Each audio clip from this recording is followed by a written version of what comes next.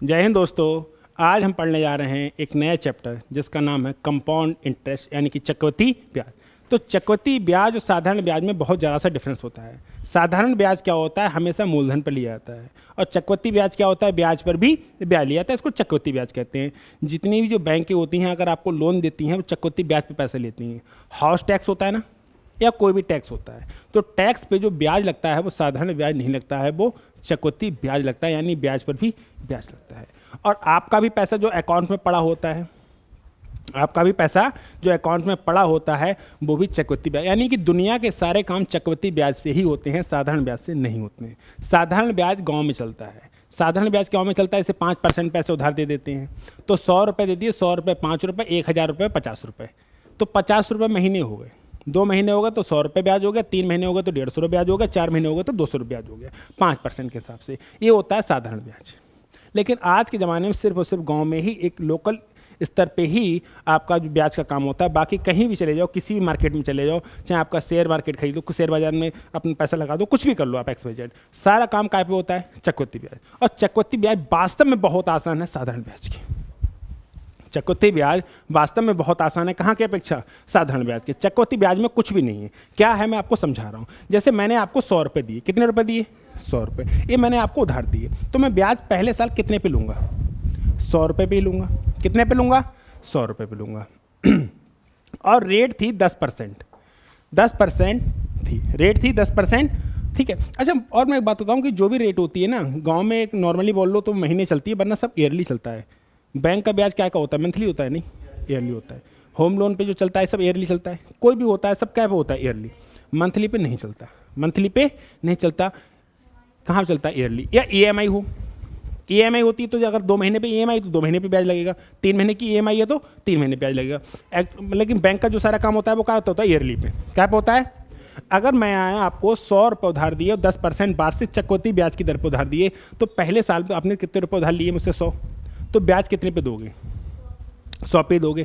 तो 100 का 10% मेरे भाई कितना होगा, 10, तो हो कितना गया, 100। अगर आप 1 साल के बाद पैसा वापस कर दो तो आप कितना वापस कर दो, 110। लेकिन आपने लिया है 2 साल के लिए उधार, कितने साल के लिए, 2 साल के लिए। और साधारण ब्याज कहता है कि सिर्फ मूलधन पर ब्याज लिया जाता है, लेकिन चक्रवृद्धि ब्याज कहता है ब्याज पर भी ब्याज लिया जाता है। यानी कि जो 110 है ये दो चीज़ों का मिलन है, किसका, 100 रुपये मूलधन और 10 रुपये ब्याज। यानी इस पर भी ब्याज लिया जाएगा और इस पर भी ब्याज लिया जाएगा। इसका मतलब एक बात समझ में आ गई कि 110 पे ब्याज लिया, कितने ब्याज लिया जाएगा, 110 पे ब्याज लिया जाएगा। ये बात समझ में आई या नहीं आई।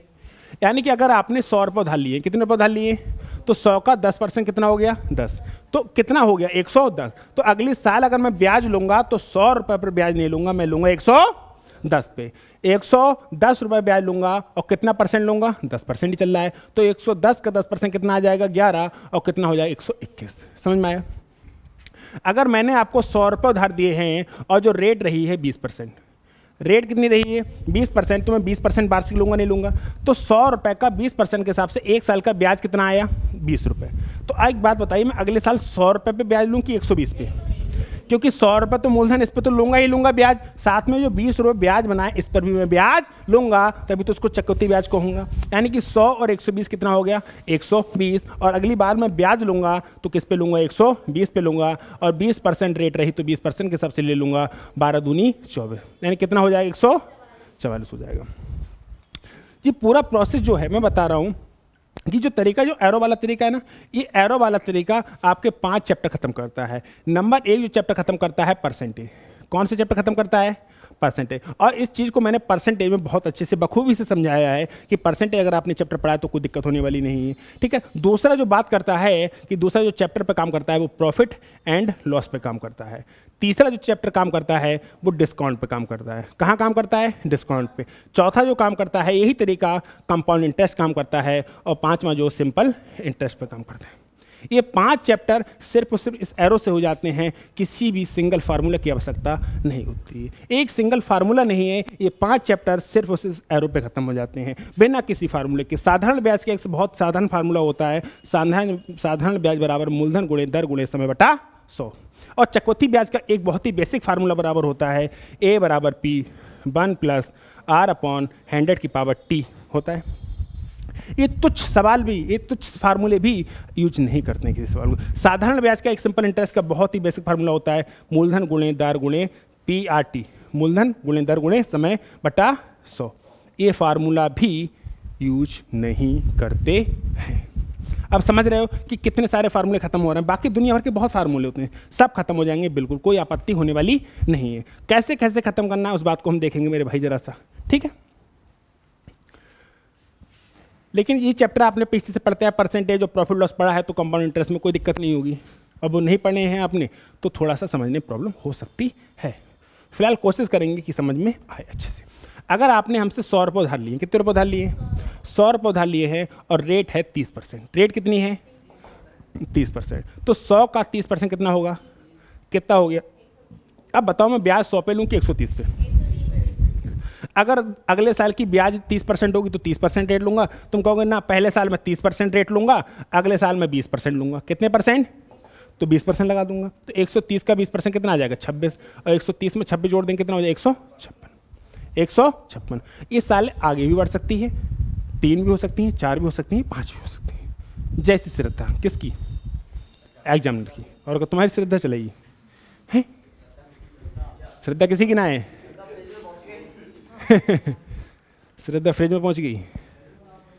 अब तुम वो श्रद्धा की बात कर रहे हो, जो कौन आ रहा है?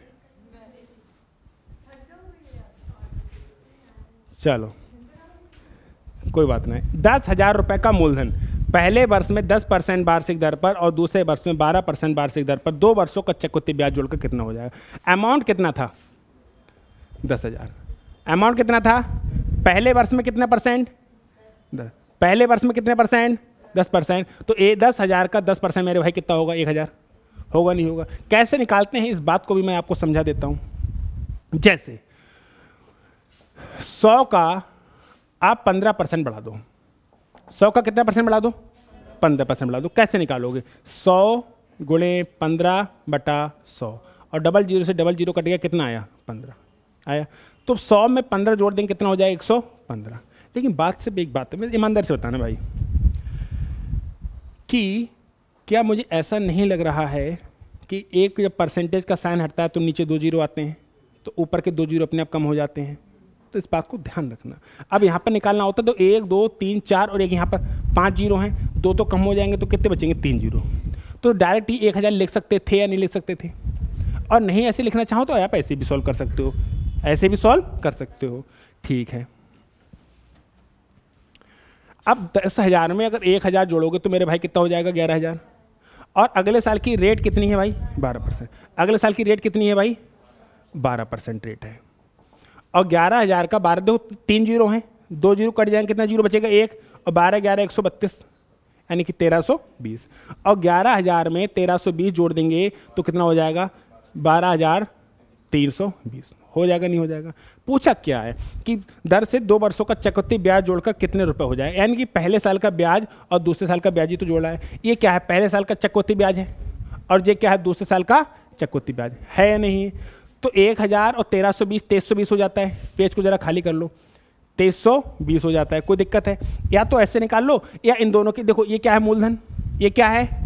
ये 1 साल के बाद मिश्र धन है और ये 2 साल के बाद मिश्र धन है। ये क्या है? पहले साल का ब्याज है और ये क्या है? दूसरे साल का ब्याज है। ये पहले साल की रेट थी और ये दूसरे साल की रेट है। पूरा पोस्टमार्टम कर रखा है सवाल का, जैसे कहेगा वैसे बता देंगे। एक तरीका तो ये है कि भैया जो मिश्रधन है, मिश्रधन और मूलधन के बीच का डिफरेंस ही तो ब्याज होता है, वहाँ से यहाँ घटाओगे तो 2 भी 2320 बचेगा। एक तरीका ये है। दूसरा तरीका ये था कि यहाँ जाने की आवश्यकता ही नहीं थी। आपसे तो ये पूछा था कि पहले साल का ब्याज और दूसरे साल का ब्याज कितना है, तो पहले साल का ब्याज 1,000 है, दूसरे साल का ब्याज 1320 है। तो किस खुशी में यहाँ पे जाएँ, किस खुशी में यहाँ पर जाएँ? तो क्लियर हुआ? आगे बढ़ें थोड़ा सा आगे जाओ।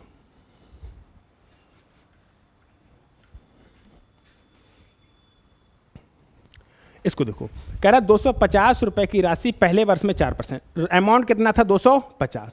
पहले साल में कितना रेट थी? 4%। तो 4% ब्याज लोगे तो 250 का 4% निकालना है। 25 चौका 100, 2 जीरो 3 जीरो हो गए, 2 जीरो कट जाएंगे तो 1 ही बचेगा, यानी कि 10 आ जाएगा। आया तो समझ, ठीक नहीं आया तो मैं फिर से करा दूंगा। कैसे करोगे? 250 गुणे 4/100 आप काटा पीटी कर सकते हो। आप स्वतंत्र हैं, कर सकते हो नहीं कर सकते हो। कितना आ जाएगा 10। और 250 में ब्याज जुड़ता है कि घटता है? ब्याज जुड़ता है घटता है? जुड़ेगा। और 250 में 10 जोड़ दोगे कितना हो जाएगा 260। और अगले साल रेट कितनी है भाई 8%। पहले साल थी 4%, दूसरे साल है 8%। कितने परसेंट? 8%। तो 260 का 8% निकालें। 260 का कितना परसेंट? 8%। 8/100। जीरो से जीरो कट जाएगा। 8 छंग 48 के 8 हाथ से लगे 4। 8 दूनी 16, 4 20, यानी कि 20.8 आ जाएगा। और 260 में 20.8 जोड़ेंगे। क्या पूछा है? चक्रवृद्धि ब्याज कितना हो जाएगी? चक्रवृद्धि ब्याज कितना हो जाएगी? हो जाएगी पूछा है। तो 260 में 20 जोड़ेंगे कितना हो जाएगा 280.8। 250 रुपए की राशि पहले वर्ष में 4% और दूसरे वर्ष में 8% की चक्रवृद्धि ब्याज पर कितनी रुपए हो जाएगी? मतलब ये पूछा है मिश्र धन। क्या पूछा है? मिश्र धन कितना हो जाएगा। ब्याज पूछता तो अलग होता। तो पहले साल का ब्याज 10 रुपये, दूसरे साल का ब्याज 20.8 रुपये और दोनों साल का ब्याज जोड़ देते तो 30.8 रुपये। ये ब्याज हो जाता। लेकिन आपसे ब्याज नहीं पूछा है, आपसे पूछा है जो राशि है वो कितनी हो जाएगी। तो हो जाएगी 280.8। राशि कितनी हो जाएगी? 280.8। ये बात पल्ले पड़ रही है? समझ में आया? कोई दिक्कत, कोई आपत्ति, कोई विपत्ति? एवरीथिंग इज चंगा? यस। नेक्स्ट।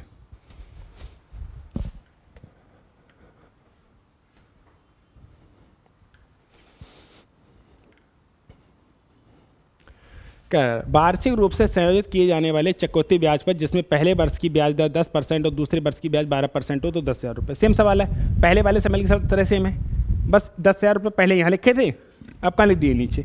ऊपर नीचे लैंग्वेज चेंज करिए। सवाल क्या सेम है? पहला सवाल ये सवाल सेम है तो हटाओ भाई। कह रहा है 5,000 रुपये 3 वर्ष का 10% की दर से चक्रवृद्धि ब्याज कितना होगा। सिर्फ चक्रवृद्धि ब्याज पूछा है। क्या पूछा? सिर्फ। अमाउंट कितना था मेरे भाई? 5,000। और हर साल रेट कितनी है? 10%। तो मैं अगर 10% लगाऊंगा तो 5,000 का 10% 500 आ जाएगा। जो रुपया था वो कितना हो जाएगा? 5500। अब 5500 का अगले साल में फिर से कितने रेट लगाऊंगा? 10%। तो ये 550 आ जाएगा। 500, अरे 5500 का 10% 550 आ जाएगा। अब 5500 में 550 जोड़ूंगा तो 6,050 जोड़ूंगा, नहीं जोड़ूंगा। अब अगले साल भी रेट कितनी रहेगी? 10%। अगले साल भी रेट कितनी रहेगी? 10% रहेगी। और अगले साल भी अगर रेट 10% रहेगी तो रहेगी कितनी? 605। लेकिन तुमसे पूछा है क्या? ये पूछा है कितना रुपए हो जाएगा? नहीं, आपसे पूछा टोटल ब्याज कितना होगा। तो पहले साल का ब्याज 500, दूसरे साल का ब्याज 550 और तीसरे साल का ब्याज 605। तो 500, 500, 1000, 1600, 1600, 50, 5, 55, कितना हो जाएगा? 1655। एक तरीका ये हुआ पूरा कंप्लीट लिखने का। इसको आप ओरली भी कर सकते हैं। मेरी बात को फिर से ध्यान से सुनिएगा। अमाउंट कितना था? 5,000 और 3 वर्षों का 10% की दर से चक्रवृद्धि ब्याज कितना होगा, यानी कि हर साल जो रेट रही है वो कितनी रही है? 10%। हर साल रेट कितनी रही है? 10%। तो चिंता की आवश्यकता नहीं है। पहले साल 10% तो कितना हुआ? 500। तो 500 रुपये जुड़ेगा नहीं जुड़ेगा? और 5,000 में 500 लिया कितना हो जाएगा? 5500। तो अगले साल ब्याज 5500 पे लोगे कि 5,000 पे लोगे? 5500 लोग। किस रेट से लोगे? 10%। तो ब्याज कितना मिलेगा? 550। अब 500 दूसरे साल का ब्याज जुड़ेगा नहीं जुड़ेगा? दूसरे साल का ब्याज जुड़ के कितना हो गया? 6,050। अब ब्याज 6,050 पे लोगे कि 5500 पे लोगे कि 5,000 पे लोगे? 6,050 पे लोग कितना परसेंट लोगे? 10%। कितना लोगे? 605। ये आ गया आंसर। एक तरीका ये हुआ। दूसरा तरीका, आप दूसरा तरीका कैसे अपनाएंगे मैं तुमको बताऊं। दूसरा तरीका ये है कि पहले साल का 500, पहले साल का 500,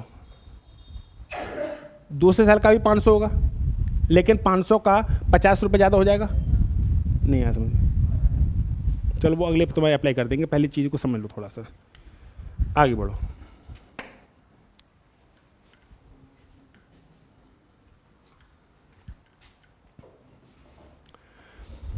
कह रहा है 2,000 रुपये का 2 वर्ष का चक्रवृद्धि ब्याज, जबकि ब्याज की दर प्रथम वर्ष के लिए 4% और द्वितीय वर्ष के लिए कितनी परसेंट हो? 3%। कोई दिक्कत नहीं। रुपये कितना था? 2,000। पहले वर्ष के लिए कितनी थी? 4%। तो 2,000 का 4% क्या 80 होगा? भाई 2 जीरो खत्म हो जाएंगे, 20 चौक 80 हो जाएगा। और 2,000 में अगर 80 जोड़ दोगे तो कितना हो जाएगा? 2,080। अगले साल की रेट कितनी परसेंट है? 3%। पहले साल की रेट कितनी थी? 4%। और दूसरे साल की रेट कितनी है? 3%। कितनी है? 3%। तो देखो एक जीरो हट जाएगा, हट जाएगा। तो कैसे है? देखो मैं बता दूँ, 2,080 गुणे 3/100। कैलकुलेशन पे कमांड कर लो कि यहाँ पे कैलकुलेशन आपको तेज से आनी चाहिए, तब जाके कहीं को छुपाएगा। 0 से 0 कट जाएगा। 8 3 24 और 2 3 6, लेकिन यहाँ पे आ जाएगा 62.4। आएगा नहीं आएगा?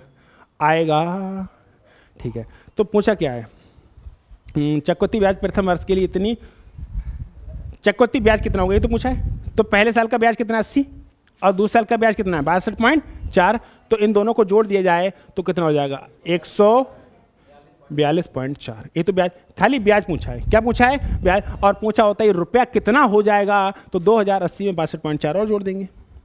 ये टोटल पूछ लेंगे कि टोटल रुपया कितना हो जाएगा, तो 2080 में 62.4 और जोड़ देंगे, कितना हो जाएगा 2142.4 हो जाएगा, 2142.4 हो जाएगा। कोई दिक्कत, कोई आपत्ति, कोई विपत्ति, समझ में आया।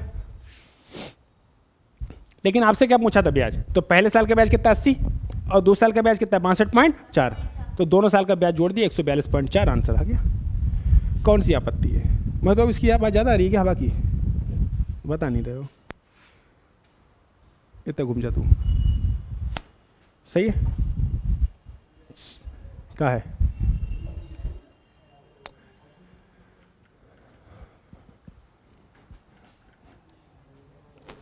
बढ़े आगे भाई, चलो।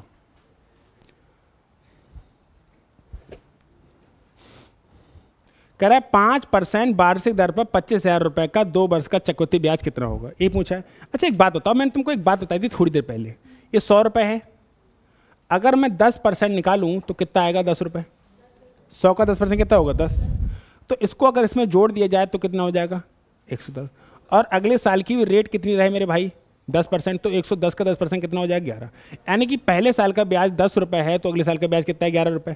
तो मैं ये कह सकता हूँ, अच्छा खुद सोचो आप, चक्रवृद्धि ब्याज पहले साल जितना होगा अगले साल उससे ज़्यादा होगा नहीं होगा, क्यों होगा, क्योंकि पहले साल तो सिर्फ मूलधन पर लिया गया था, अगले साल तो ब्याज पर ब्याज लिया जाएगा, तो यानी कि पहले साल का मूलधन कम होगा, दूसरे साल का मूलधन सॉरी पहले साल का ब्याज कम होगा, दूसरे साल का ब्याज उससे थोड़ा ज़्यादा होगा, और तीसरे साल का उससे भी थोड़ा ज़्यादा होगा। ये बात कन्फर्म है, कोई दिक्कत, कन्फर्म है। तो यानी कि पहले साल का ब्याज 10 रुपये, दूसरे साल का ब्याज कितना है 11 रुपये, इतनी बात, कोई दिक्कत, कोई आपत्ति, कोई विपत्ति, बहुत अच्छी। अब सवाल पे आते हैं यहाँ पे कि अमाउंट कितना था 25,000, कितना था, अच्छा अगर सुनो पहले साल का ब्याज कोई अमाउंट है, कोई भी राशि उधार दी, पहले साल का ब्याज 500 है तो अगले साल का ब्याज कितना होगा 500 से ज़्यादा, क्यों, क्योंकि पहले साल तो सिर्फ मूलधन पे लिया गया है, अगले साल तो ब्याज पर भी ब्याज लिया जाएगा, यानी पहले साल का ब्याज 500 है तो दूसरे साल का ब्याज 500 से थोड़ा ज़्यादा होगा, पहले साल का ब्याज 300 है तो दूसरे साल का ब्याज 300 से थोड़ा ज़्यादा होगा, पहले साल का ब्याज 1000 है तो दूसरे साल का ब्याज 1000 से थोड़ा ज़्यादा होगा, नहीं होगा, ठीक है। तो रुपया कितना था 25,000 और अमाउंट कितनी थी 5%, तो अगर मैं 5% निकालूं तो 25,000 का 5% 125 आ जाएगा, और 3 जीरो है तो 1 जीरो खत्म, 2 जीरो खत्म हो जाएंगे, जीरो बचेगा, यानी पहले साल का ब्याज कितना 1250। अब इसमें ये नंबर जोड़ो, यहाँ पर लिखो, फिर इसका कितना परसेंट निकालो 5%, फिर कोई ना कोई नंबर यहाँ भी आएगा, और पूछा कि 2 साल का ब्याज कितना हो जाएगा, फिर इन दोनों को जोड़ो, आंसर आ जाएगा, आ जाएगा नहीं आ जाएगा, यही आपको बताना है।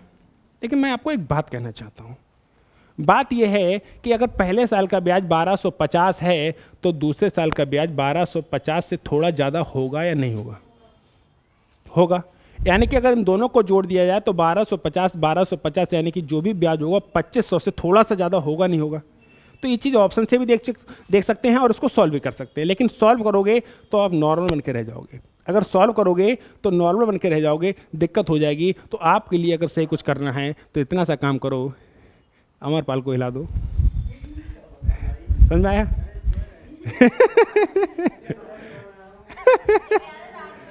अच्छा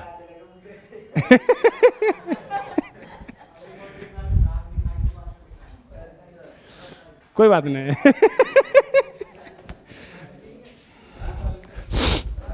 कोई बात नहीं, चलते हैं, बात हो जाता है। छोटे छोटे शहरों में बड़ी बड़ी घटनाएं होती रहती हैं, हाँ, हमारा अलग होता है, अपना अलग होता है, समझे? जैसे सब लोग कह रहे हैं तो तुम ऐसे करोगे तो क्या फ़ायदा, जैसे लोग कहते हैं जब चिड़िया चुंग गई खेतों का पछताए होत, हम कहते हैं ना पछतावांगे ना फिर से चुन जाएंगी। अगर एक बार तुमने मौका लगाया नहीं, पहली बार पेपर में फेल हो गए, दूसरे पछताए नहीं कि फेल क्यों हुए, तो दोबारा फिर फेल हो जाओगे, दोबारा फिर फेल हो जाओगे। तो अगर पहली बार फेल हुए हो ना तो पछताओ बैठ के कि फेल क्यों हुए हो। ऐसे होता है, वो कहते हैं ना, एक कहावत है कि पैर उतने फैलाओ जितनी बड़ी चादर हो ना, पैर पूरे फैलाओ, चादर छुट्टी पड़ जाए, चादर बड़ी करने की जुगाड़ करो, वरना उतनी में कंफर्ट जोन में रहना सीख जाओगे। गांव का बंदा जो गांव में, जैसे मैं बताऊं, गांव में और हर जगह की प्रतियोगिता बराबर होती है, और जितने भी शहर में जो लोग हैं ना, जितने भी नौकरी पैसा वाले हैं, सब गांव से ही आए हैं। सुन, उनका एक क्या होता है कि जैसे हम लोग या कोई भी लोग, जो भी कंफर्ट जोन रहता है, जैसे मम्मी के हाथ की रोटी और पापा की कमाई जब तक खा रहे हैं ना, तब तक आप सफल हो ही नहीं सकते। प्रण है पहला। क्यों? क्योंकि जब भूखे पेट सोओगे ना तो सोचोगे यार कमाना पड़ेगा। जब पैदल कहीं जाओगे ना, कोई दोस्तों के साथ, यारों के साथ तुम पैदल जा रहे हो, किसी के साथ लिफ्ट मांग रहे हो, तो कभी कुछ कह देगा ना, तो लगेगा यार कार अपनी भी होनी चाहिए। अब तुम कहीं जा ही नहीं रहे हो, कहीं दिक्कत ही नहीं आ रही, तो कभी लगेगा कि इस कंफर्ट जोन से बाहर निकलें। और जो बंदा कंफर्ट जोन में, ग्रेट थिंग्स नेवर कम इन comfort zone, great things never come इन कंफर्ट जोन। आप महान तभी बन सकते हैं जब आप अपना आशियाना छोड़ें, कंफर्ट जोन को छोड़ें, मम्मी पापा का दुलार छोड़ें। जब तक मम्मी पापा का दुलार नहीं छोड़ेंगे आप सफल हो ही नहीं सकते। क्यों? क्योंकि जैसे जरा सी बात होती है, मम्मी को कभी गुस्सा कर दिया, कभी पापा पे गुस्सा कर दिया। अकेले रहोगे ना मम्मी पे गुस्सा करोगे ना पापा को गुस्सा करोगे, तो खुद करोगे यार हम खुद में कहीं गलती है हमें। जब तक खुद के अंदर गलती नहीं देखो सफल हो ही नहीं सकते। तो सबसे पहले ये कंफर्ट जोन को छोड़ दो। जितने भी लोग सफल हुए हैं, जितने भी लोग, अगर तुम ईमानदारी से देखना, जितने भी लोगों का सिलेक्शन होता है जो अपने इंटरव्यू देते हैं, तो ये कहते हैं वो घर में नहीं रहते हैं। घर में रहना एक अपने आप में पीछे को खींचना है। भले ही घर में कोई काम नहीं है, भले ही घर में 2 पैसे का काम नहीं है, लेकिन घर में रह रहे हैं तो कंफर्ट जोन है वो, उससे बाहर निकलो। कोटा फैक्ट्री देखिए ना, वो कहता है ना मम्मी को घर भेज दे, जी तो भैया बोलते हैं ना मम्मी को घर भेज दे। मम्मी के हाथ की रोटी खाओगे कभी सफल ही नहीं हो सकते। 2 रोटी और एक्स्ट्रा खाओगे, रोटी खा के नींद आओगे, फर्र से सो जाओगे। जली हुई रोटी, भुंजी हुई बेकार चीज़ सब खाओगे, अब पेट भी कुलकुला रहा है, तो सोचोगे यार अब अच्छा खाना है तो अच्छा खाने के लिए पैसा चाहिए, पैसा के लिए नौकरी चाहिए, नौकरी के लिए पढ़ना पड़ेगा। अरे लौट फिर के बाद ज़िंदगी वहीं आ जाएगी। नींद नहीं आ सकती अगर बाहर रहो। घर में रहो, घर में नींद ज़्यादा आएगी। आप हॉस्टल में रहना शुरू कर दो, बाहर पढ़ना शुरू कर दो, नींद ही आनी खत्म हो जाएगी। ये सत्य है। लेकिन वो मम्मी के हाथ की टेस्टी रोटी खाते हैं, खतरनाक वाली, 2 रोटी और दबा के खाते हैं, और खाने के बाद सुबह कोट रहे हैं, मम्मी 4 गाली दे रही है, तब कोई दिक्कत नहीं है।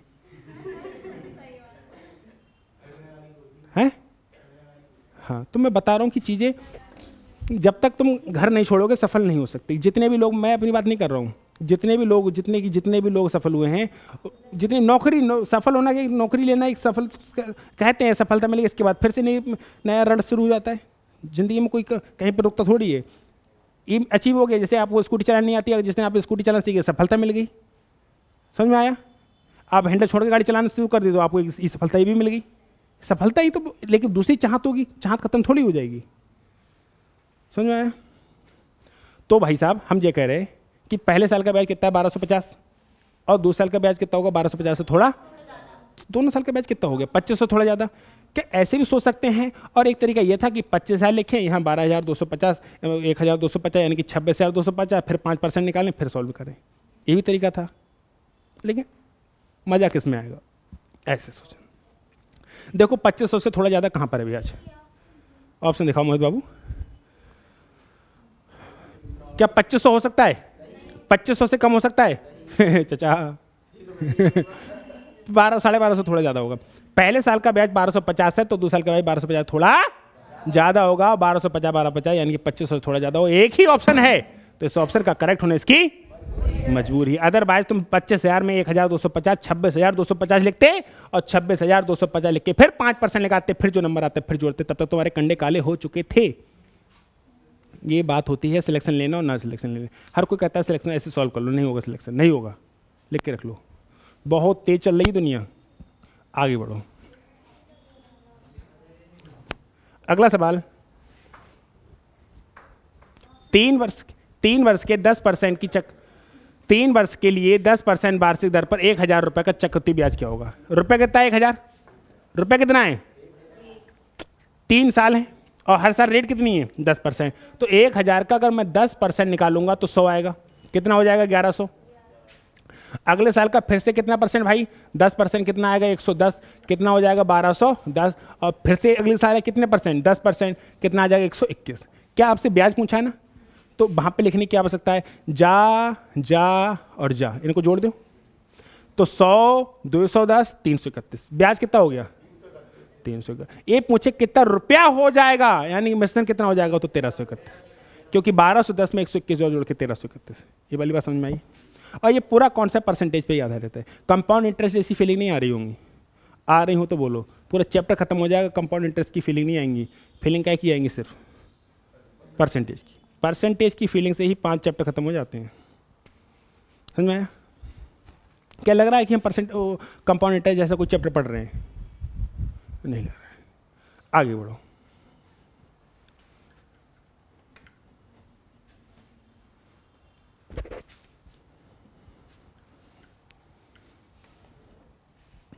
%5 चक्रवृद्धि ब्याज की दर पर उधार दी गई 6,000 रुपए की धनराशि का 2 वर्ष का मिश्रण क्या होगा?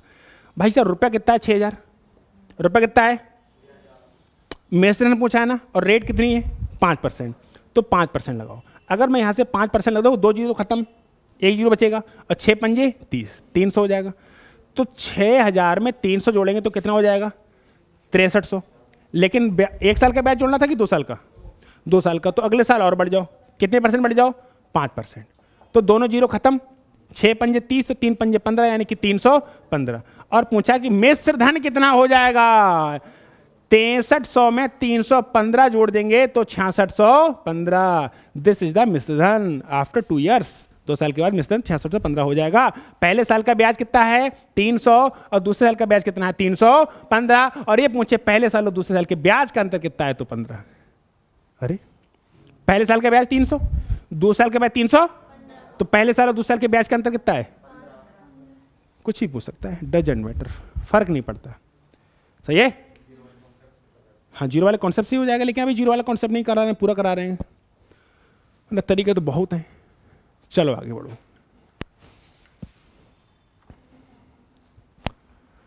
₹25,000 का चक्रवृद्धि ब्याज 2 वर्ष में, उसी राशि उत्तरोत्तर वर्ष के लिए 4%। पहले साल के लिए 4% और दूसरे साल के लिए 5%। रुपया कितना है 25,000।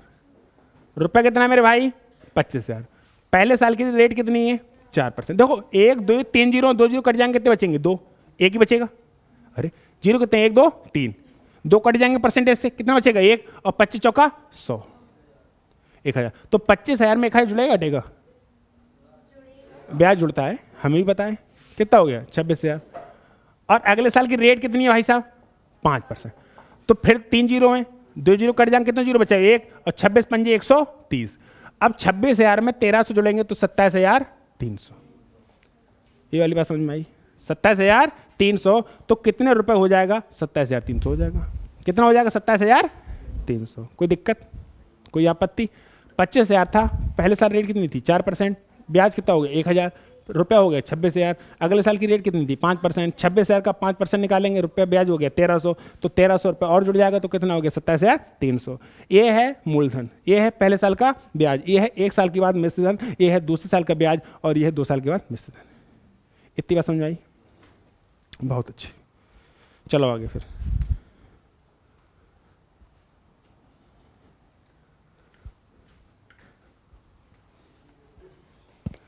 इसको देखो, प्रथम वर्ष के लिए वार्षिक ब्याज के 4%, द्वितीय वर्ष के लिए 5%, तृतीय वर्ष के लिए 6%, 10,000 रुपए का 3 वर्ष का चक्रवृद्धि ब्याज।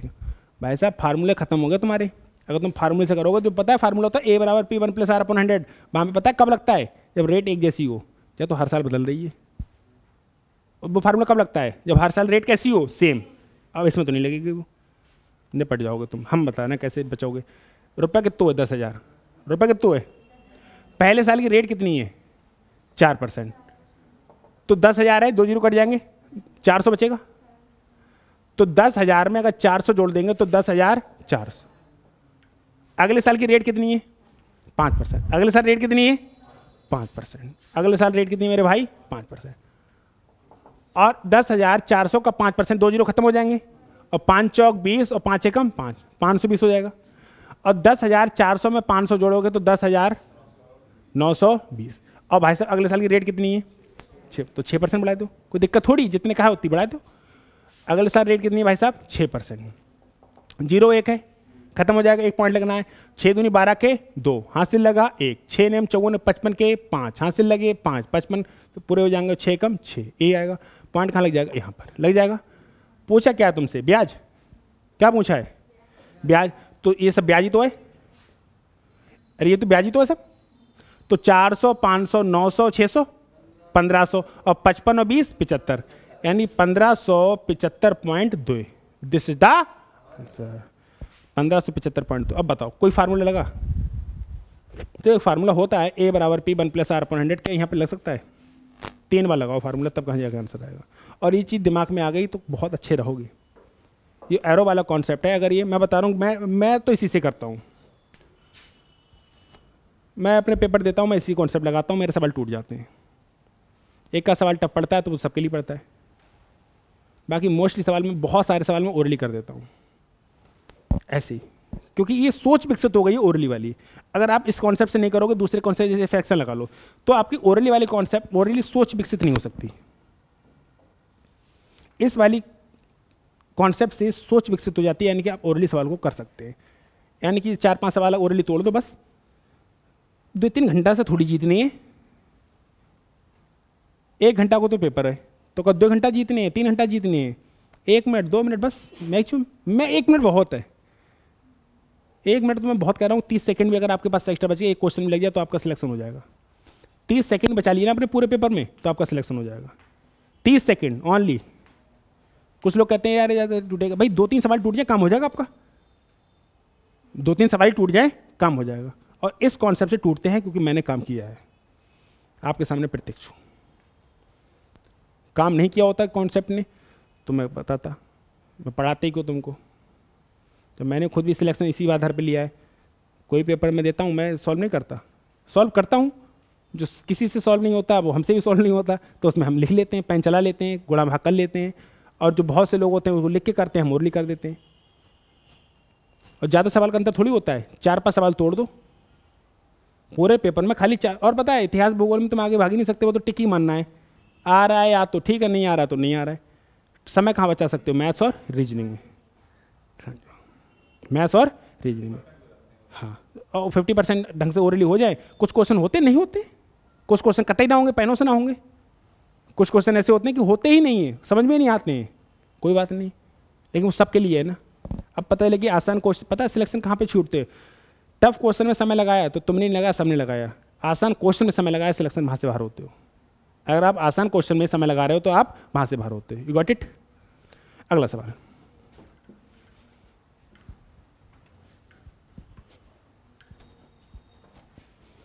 ₹25,000 पर देखो 4% 5% अभी कराया 27,300, अभी कराया जस्ट, हटाओ इसे।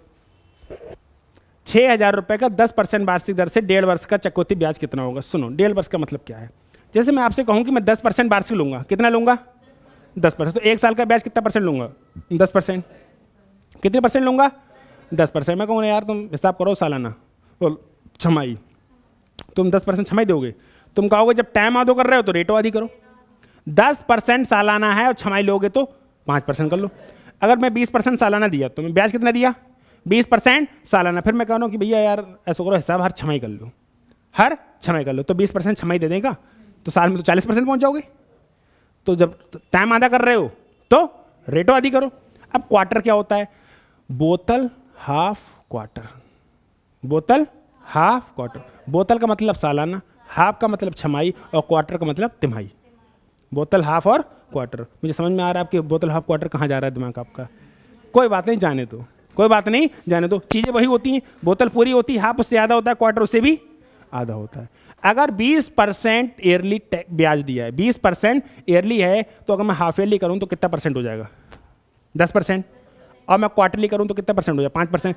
तुम जितना टाइम आधा, मैं उतनी रेट आधा। तुम टाइम को आधे करते जाओ, मैं रेट को आधा करते जाऊँगा। तुम टाइम को डबल ऊँचे करते जाओ, मैं रेट के ऊँचे करता जाऊँगा। समझ में आया? 10% वार्षिक है तो 1 साल का ब्याज कितना परसेंट? 10%। अब आधे साल की बात होगी तो कितना हो जाएगा? 5%। 5%, ठीक है। तो रुपया कितना था मेरे भाई? 6,000। ब्याज कितना था? 10%। तो 6,000 का 10% कितना हो जाएगा? 600, यानी कितना हो जाएगा? 6600। कितना हो जाएगा? 6600। और पहले सुन लो, अब अगर 1 साल की बात होती है 10% बढ़ा देता, लेकिन बढ़ाना कितना है? आधा साल, क्योंकि मामला कितने साल का था? 1.5 साल का। तो मैं 10% थोड़ी बढ़ाऊंगा, मैं कितना बढ़ाऊंगा? 5 क्योंकि ये 1 साल के लिए और ये आधे साल के लिए। जब तुम टाइम आधा कर रहे हो तो मैं रेट भी आधा करूंगा। 2 जीरो खत्म हो जाएंगे और 6 से 5 330। और इसमें क्या पूछा, खाली ब्याज पूछा है, खाली ब्याज पूछा है। तो पहले साल का ब्याज 600 और दूसरे साल का ब्याज 330, दोनों साल का ब्याज कितना हो गया 930। दोनों साल के ब्याज कितना हो जाएगा 930। कोई दिक्कत, कोई आपत्ति, कोई विपत्ति? समझ में आ रहा है? कंपाउंड इंटरेस्ट जैसी फीलिंग तो नहीं आ रही है? लग रहा है चकती आज पढ़ रहे हैं? लगेगा नहीं, आगे बढ़ जाओ तुम। 14 क्वेश्चन होगा, एक और कर लो, 15 हो जाएंगे इस वीडियो में, है ना। देखो ये क्या कह रहा है, 2 वर्ष पहले मेरी मोटर बाइक का मूल्य 62,500 था। प्रति वर्ष 4% का मूल्य ह्रास का मतलब कमी होती है। ठीक है, जो प्लाट ना खरीदो, गाड़ी खरीदिए। प्लाट में पैसा बढ़ते हैं और सो सब महीना बढ़ते हैं। कुछ कुछ तो ऐसे होते हैं महंगो ले लेते हैं कि वो बेचना महंगो पड़ जाते हैं, होता है ना कभी कभी। ठीक है, जो गाड़ी मोटरसाइकिल मोबाइल कुछ खरीदो, पैसे घटेंगे बढ़ेंगे? हाँ घटेंगे। समझ में आया? लड़के के पैसे बढ़ते हैं अगर उसकी नौकरी लग जाए तो। हाँ, लड़के के पैसे बढ़ते हैं अगर उसकी नौकरी लग जाए तो। अरे काफ़ी इंक्रीजमेंट हो रहा है। हाँ पहुंच जाएगी।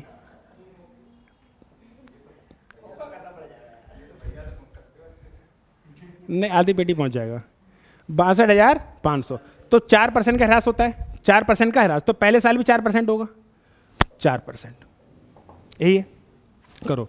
तो 62,500 गुणे 4/100, यही तो आएगा। 00 कट जाएगा, 2500 हो जाएगा। 6 चौक 24, 25 चौक 100, कितना हो जाएगा 2500। जब 2500 रुपये बढ़ेंगे कि घटेंगे? घटेंगे। तो 62,500 में 2500 और घटा दो तो 15,500 बचेंगे। कितने बचेंगे? लेकिन जा तो 1 साल भैया, अब 1 साल तो और घटेंगे। अब यहाँ से घटेंगे कि यहाँ से घटेंगे? यहाँ से घटेंगे। कितने %? 4%। कितने %? और 6 चौक 24, 2400 और घट जाएंगे। तो 60,000 में से 2400 घटाओगे तो 57,600।